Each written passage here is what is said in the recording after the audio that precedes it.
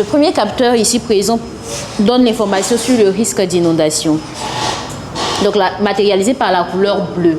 Et lorsqu'il fait nuit également, la lumière blanche a allumé et la couleur bleue également est là. Le deuxième niveau est matérialisé par la couleur rouge et le son de la sirène.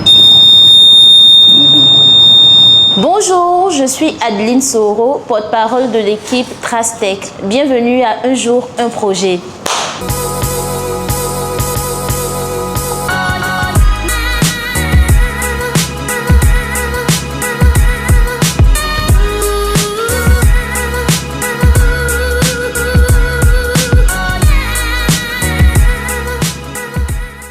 Trastec, c'est le nom de notre équipe, l'équipe qui porte le projet Smart Lamp Africa, qui est un projet de lampadaire intelligent qui associe éclairage traditionnel et détection des inondations et des insécurités. L'idée vient du fait qu'il y ait un manque de système d'alerte face aux catastrophes.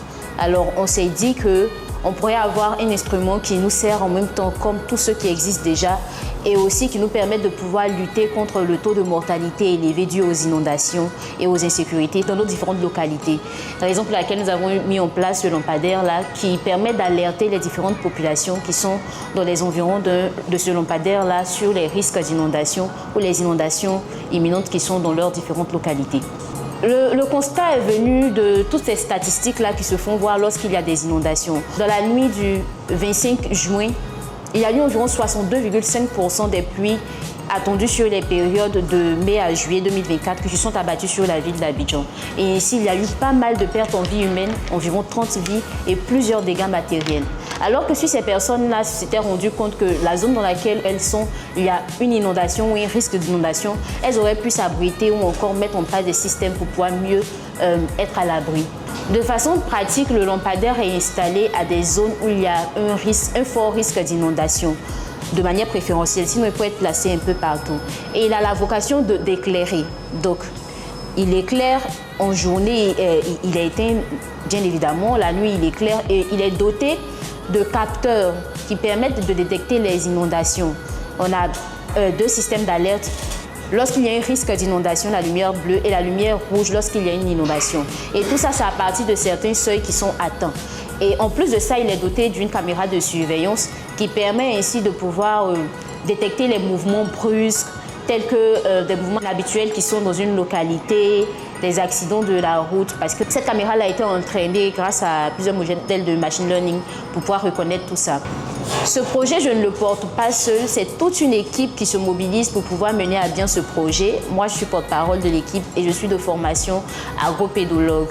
Là, on a Amani Kouadio qui est développeur, donc il travaille sur la plateforme d'alerte également, parce qu'en plus du lampadaire, il y a une application qui a été développée pour pouvoir voir toutes les statistiques par rapport au lampadaire. Donc lui, il développe vraiment. C'est l'un des piliers de l'équipe. Là, on a M. Fabien également qui travaille de manière acharnée. C'est l'un de nos coachs. Nous avons ici M. Germé, qui est notre coach et manager également. Voilà, il est au courant de toutes les activités que nous menons. C'est lui qui cherche tous les marchés pour nous, de sorte à ce que nous puissions aller proposer ce projet innovant là aux différentes populations.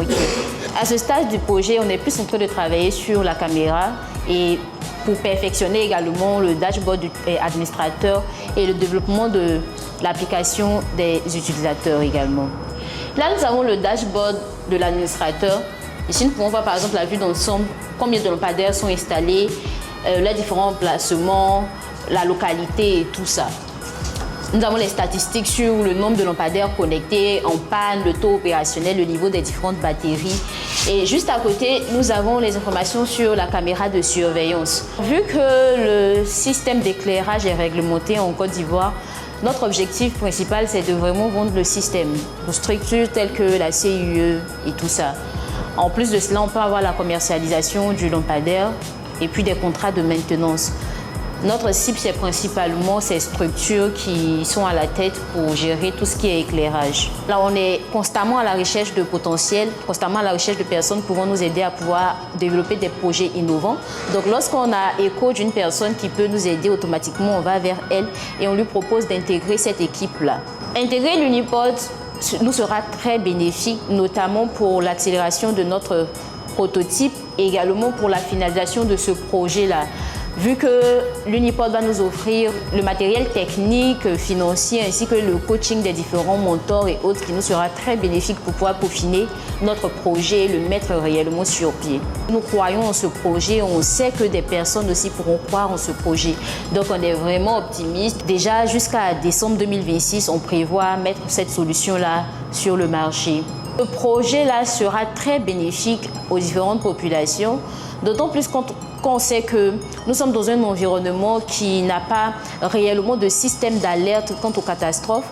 Donc ce projet-là viendra ainsi aider les populations à pouvoir être plus résilientes face aux différentes catastrophes auxquelles elles font face.